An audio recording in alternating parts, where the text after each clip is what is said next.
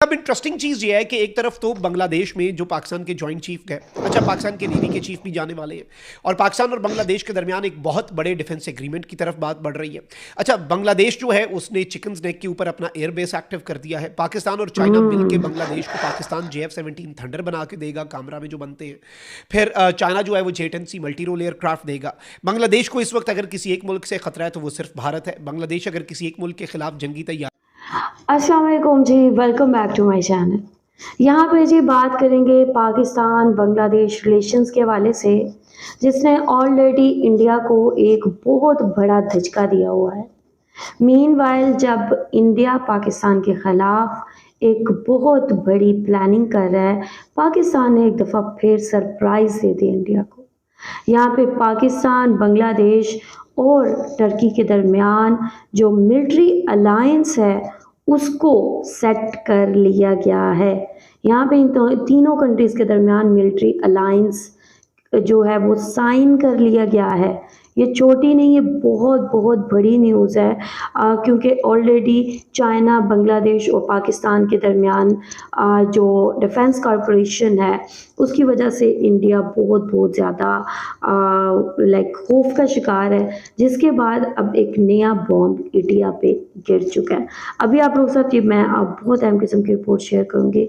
Report आप लोगों ने आखिर तक देखनी है। वीडियो देखने से पहले चैनल पे न्यू है तो चैनल को सब्सक्राइब और बेल आइकन को लास्ट में क्लिक करें। सो चलते हैं, देखते हैं वीडियो। Let's go. शहाबुद्दीन 4 नवंबर 2025 मंगल का दिन। नाज़रीन इकराम, एक ऐसे मौके पर जब भारत पाकिस्तान के खिलाफ एक और महाज यानी कि अफगानिस्तान का महाज खुल चुका है और भारत पाकिस्तान के साथ एक लार्ज स्केल और लॉन्ग टर्म जंग की तैयारी कर रहा है, एन उसी मौके पर भारत के लिए पाकिस्तान ने भी कुछ बड़े सरप्राइज तैयार कर रखे हैं। भारत की मुश्किलात में इजाफे पर इजाफा होता जा रहा है और पहले तो पाकिस्तान और बांग्लादेश के दरमियान जो डिफेंस कॉपरेशन है, उस डिफेंस कॉपरेशन ने और हालिया जो दौरे हैं और जो in the next few days दौरे होने जा रहे हैं, उन्होंने इस वक्त मुकम्मल तौर पर भारत को शैटर करके रख दिया है। तो ऑन दी अदर हैंड अब इस इक्वेशन में टर्की की एंट्री हुई है और किस तरीके से इस वक्त एक बहुत बड़े इत्तेहाद की तरफ कदम उठ चुका है और सऊदी अरब के साथ जो पाकिस्तान ने दिफाई मुआहदा किया, बात अब उससे भी एक कदम आगे बढ़ेगी। और खबर आते ही पूरी दुनिया के अंदर इस वक्त थरथल्ली है। भारतीय मीडिया इस वक्त क्या रिपोर्टिंग कर रहा है वो भी बहुत इंटरेस्टिंग है। कुछ बड़े टेक्निकल पॉइंट्स जो हैं वो हमने कंपाइल किए हैं, जो आपके सामने रखने हैं इस वक्त का जो डिफेंस सिनेरियो है वो समझने के लिए। अगर अभी तक आपने इस वीडियो को लाइक नहीं किया तो लाइक जरूर कर दें। कॉमेंट सेक्शन में पाकिस्तान जिंदाबाद का नारा आपने जरूर लिखना है और जिन लोगों ने चैनल को सब्सक्राइब नहीं किया उनसे मेरी ये दरखास्त होगी कि चैनल को भी लाजमी सब्सक्राइब कर लें। नाज़रीन इकराम, सबसे पहले तो इस चीज़ को समझें कि कौन से मुल्क ऐसे हैं जो पाकिस्तान के साथ भारत के खिलाफ खुलकर लड़े। मई 2025 में चाइना, टर्की और अजरबैजान, ये 3 मुल्क हैं। इसमें कोई दूसरी राय नहीं है, इसमें कोई इफ्स एंड बट्स कतन नहीं है। तुर्की ने अपने बेरफ्तार TB2 ड्रोन्स और आकिंची ड्रोन्स और इस वक्त भी नेवी के मैदान में पाकिस्तान और तुर्की की कॉपरेशन बहुत आगे है और भारत ने तुर्की का बायकॉट भी इसलिए किया। चाइना ने फिर जो किया वो तो वैसे ही पूरी दुनिया ने देखा। अच्छा, अब पाकिस्तान जो है, मैं आपको ये भी बता दूं कि भारत की तरफ से चूंकि एक और फॉल्स फ्लैग की तैयारी हो रही है, कल हमारी जो DGISPR से मीटिंग थी उसमें भी उन्होंने यही बताया। नोटम्स जो जारी हो रहे हैं समुद्रों में, सरक्रीक और दीगर चीज़ें।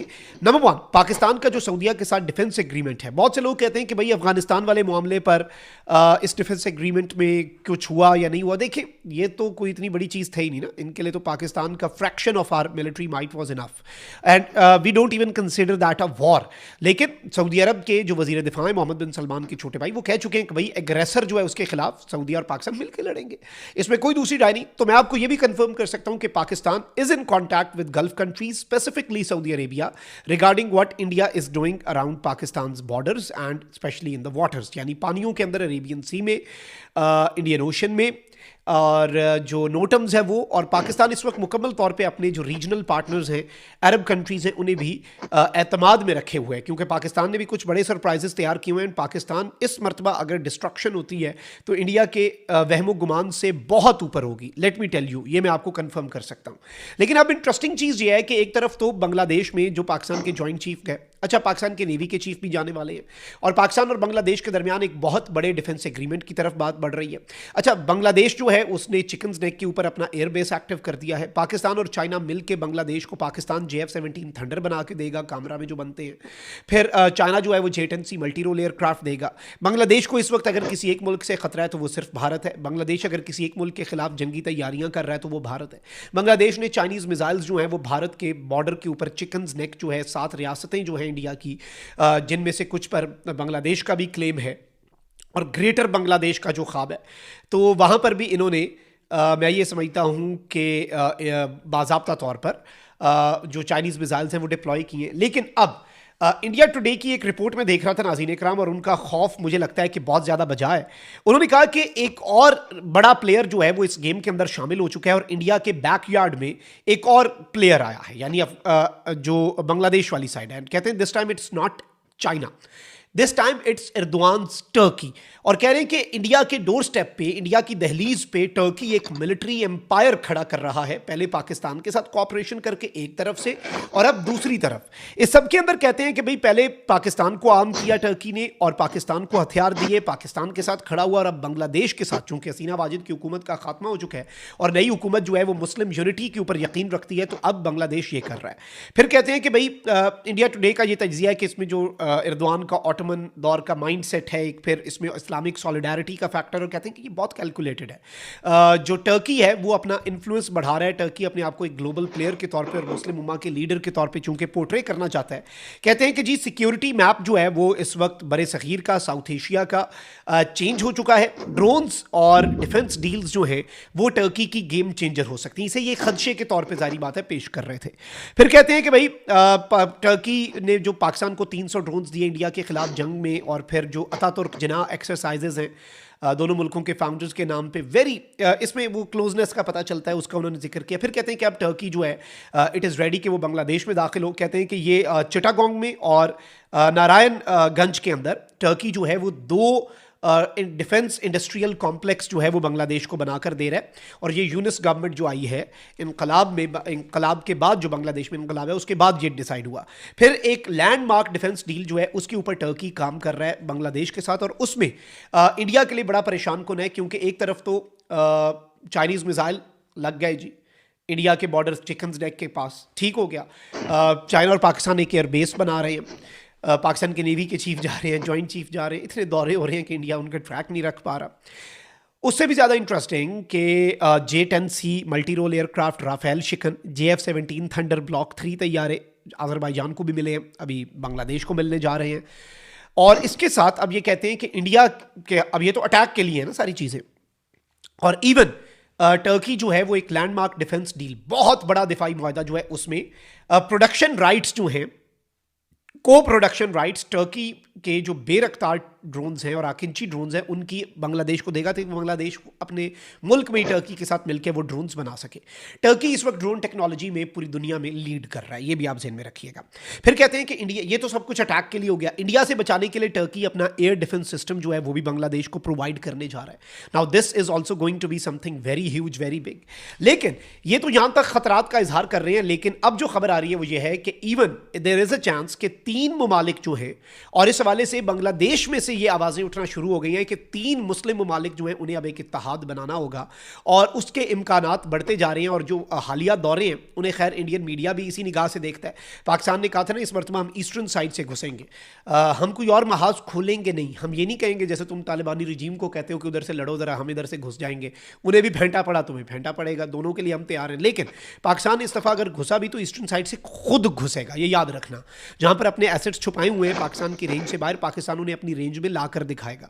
We don't want aggression, we want peace, but अगर पीस थ्रू स्ट्रेंथ आता है तो फिर मजबूरी है ना पीस के लिए, तो एनीथिंग फॉर पीस, राइट।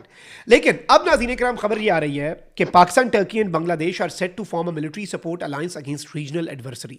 इस खित्ते के अंदर किस मुल्क का खतरा है जी, और कौन सा मुल्क जो है वो एक्सपेंशनिस्ट सोच और एक एक्सट्रीमिस्ट सोच लेकर चलता है, वो इंडिया।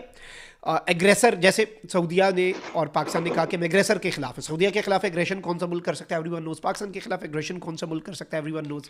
और वो जो डिफेंस डील है वो भी यही है कि अगर किसी मुल्क ने हमला किया तो जवाब मिल के देंगे। अब इसमें जो सबसे अहम चीज़ है वो ये है कि अब बात ये हो रही है कि सिर्फ टर्की के साथ लैंडमार्क डिफेंस डील नहीं, बल्कि टर्की और पाकिस्तान और बांग्लादेश की एक ट्राइलेटरल लैंडमार्क डिफेंस डील के इम्कानात जो हैं वो भी रोशन हो चुके हैं। ये ओके जी, ये रिपोर्ट आप लोगों ने देखी है। यहाँ पे टर्की बांग्लादेश के अंदर ड्रोन्स की एक यहाँ पे कहेंगे फैक्ट्री बनाने जा रहा है, जिसमें पूरे के पूरे जो मैन्युफैक्चरिंग के राइट्स हैं वो कंपनी बांग्लादेश को देगी, जिसको देख के बांग्लादेश में ड्रोन्स तैयार किए जाएंगे। एक तरफ चाइना अपनी जो इंडस्ट्री है उसको बांग्लादेश में लेके आ रहा है, ड्रोन्स बांग्लादेश में तैयार करेगा, फाइटर जेट्स बांग्लादेश में तैयार करेगा। और अब जो है टर्की ने भी ये अहम डिसीजन लिया है, और यहाँ पे ऑलरेडी टर्की और पाकिस्तान के आपस में काफ़ी मजबूत रिलेशंस हैं। जैसे इन्होंने कहा कि इंडिया के ख़िलाफ़ जंग में तो टर्की ने पाकिस्तान को कोई 300-400 जो ड्रोन्स हैं वो प्रोवाइड किए। तो यहाँ पे अब टर्की एक ऐसी कंट्री उभर के सामने आ रहा है जो बाकायदा इस अलायंस को सपोर्ट कर रहा है, मिलिट्री अलायंस को सपोर्ट कर रहा है। यही वजह है कि पाकिस्तान, बांग्लादेश और टर्की का जो मिलिट्री अलायंस है, एक इस्लामिक इत्तेहाद है, उसको बनाना जो है बनाने जा रहा है, ठीक है। तो इसको लेके जो है वो बातचीत हो रही है। यहाँ पे इंडिया पहले ही बहुत ज़्यादा खौफज़दा था चाइनीज़ टेक्नोलॉजी को देख के बांग्लादेश के अंदर, लेकिन अब यहाँ पे टर्की ने भी बड़ा धमाका कर दिया है। पाकिस्तान, बांग्लादेश और टर्की मिलके यहाँ पे एक और बड़ा सरप्राइज़ देने जा रहे हैं इंडिया को। इंडिया को जिस चीज़ का खौफ था और इंडिया के लिए जो एक नाइटमेयर था वो सच साबित होने वाला है। तो यहाँ पे ना सिर्फ ड्रोन्स बल्कि टर्की बांग्लादेश के अंदर अपनी जो डिफेंस टेक्नोलॉजी है, जो डिफेंस सिस्टम है, वो भी लेके आने वाला है, जिसकी वजह से बांग्लादेश को डिफेंस लेवल पे बांग्लादेश की जो ताकत है वो बहुत ज़्यादा बढ़ जाएगी। यही चीज़ थी जो कभी इंडिया नहीं होने देना चाहता था, लेकिन बांग्लादेश ने ये अचीव किया है। मोहम्मद यूनुस के आते ही बांग्लादेश ने 1 साल के अंदर अंदर अपनी डिफेंस पावर को अगर बांग्लादेश 20 पे था और अब 200% पे आ चुका है। यही वजह है कि इंडिया इतना ज़्यादा खौफ का शिकार है और इतना ज़्यादा डरा हुआ है। आप लोग क्या कहेंगे इस हवाले से? आप लोगों का क्या कहना है? जो भी कहना चाहते हैं लास्ट में बताएं कमेंट सेक्शन में। वीडियो को लाइक शेयर लाजमी करें। अपना ख्याल रखें, अपनी चाहें कभी। I will see you till then, take care, हाफिज़, बाय बाय।